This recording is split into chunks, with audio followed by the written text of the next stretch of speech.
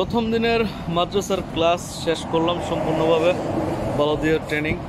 তো যেটা দেখলাম যে আপনাকে আমি ট্রেনিং করে পরামর্শ দিব, আপনি পুরাতন হন আর নতুন হন। এর কারণটা হচ্ছে এর মধ্যে যে জিনিসগুলো দেখলাম পুঙ্খানুপুঙ্খ সব কিছু ডিটেলসে বোঝানো হয় এবং অনেক তথ্য আছে পরিবর্তন হয় এবং অনেক তথ্য আছে যে বইয়ের পিডিএফ আছে, এর মধ্যে আপনি পড়বেন হয়তো বা বুঝতে নাও পারেন, ঠিক আছে, অনেকটা মিলে। তো আরেকটা জিনিস দেখলাম বড়দের ট্রেনিং করতে এসে যে ফাঙ্গাস পড়লে এটা খাওয়া যায় কিনা এমন প্রশ্ন করছে পিৎজা মেকার। তো এতে স্পষ্ট যে একজন পিৎজা মেকার যদি প্রশ্ন করে তাহলে বলাই যায় যে নতুন যারা আছেন কাজ করার জন্য খাদ্য ডিপার্টমেন্টে তাদের তো বড়দের ট্রেনিং নেয়াই প্রয়োজন। যে আপনি যদি পুরাতন হন, কারণ এক এক জায়গায় এক এক রকম অভিজ্ঞতা এবং তথ্যের গরমিল হতে পারে, কারণ ডিটেলসে প্রত্যেকটা জিনিস ডিটেলসে আপনাকে বোঝাই দেওয়া হয়। একটা প্রশ্ন হয়তো বা আপনি পড়লেন, ঠিক আছে, আপনি বুঝছেন, কিন্তু এর যে ডিটেলসটা আছে এইটা এইখানে করানো হয় ট্রেনিংয়ের মাধ্যমে। এবং যেটা বললাম যে একেবারে হাতে কলমে পুঙ্খানুপুঙ্খ সব কিছু। আর এই ট্রেনিংয়ের জন্য একটা জিনিস মজার ব্যাপার লাগলো যে ট্রেনিংয়ের জন্য বয়স কোনো ম্যাটার করে না।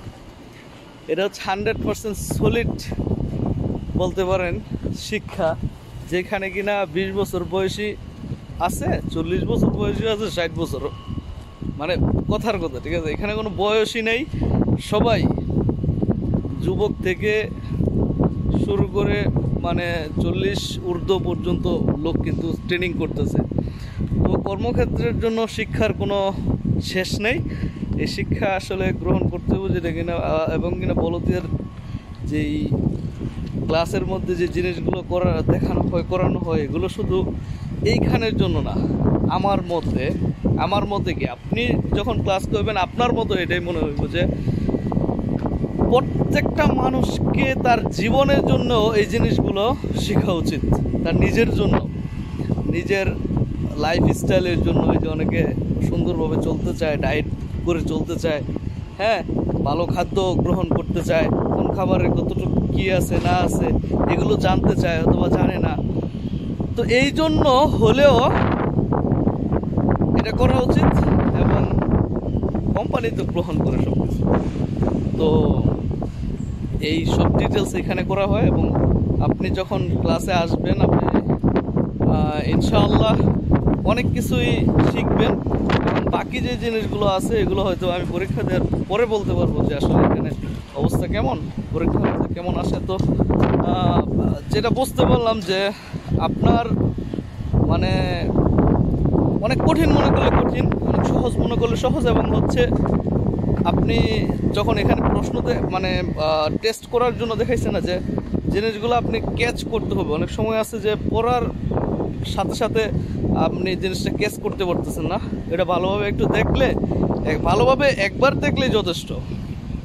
তো এই আর কি, আজকের মতো এই ক্লাসটা শেষ করলাম। কালকেও আছে, কালকে ক্লাস হওয়ার পরেই মানে এক্সাম হবে। যাই হোক, বিস্তারিত সব কিছু জানাইলাম। আর একটা মজার বিষয় হচ্ছে সবাই বাংলাদেশে সবাই একসাথে হইলে যে আলোচনা হয়, সবাই একসাথে আলোচনা হই হুল্লা, ঠিক আছে। তো একজন থাকলেই যথেষ্ট ক্লাস মাথায় ফেলে। যাই হোক, সব মিলায় অনেক ভালো লাগলো।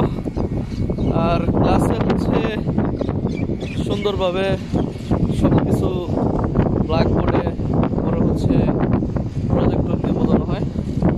তো যদি কোনো প্রশ্ন থাকে বলো, জানার জন্য কীভাবে হয় কীভাবে না হয়, কোন বিষয়গুলো হয়তো বুঝতেছেন না, জানার আছেন তো জানা যাবে। এবং বিশেষ করে একটা জিনিস হচ্ছে এই যখন আপনি মেডিকেল করেন এর পরপরই এখানে একটাবার বলো দেওয়ার যে সেন্টার আছে, ট্রেনিং সেন্টার আছে, এখানে একটাবার রাউন্ড দিয়ে আসবেন।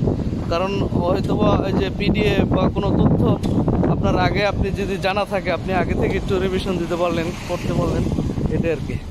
আসসালামু আলাইকুম।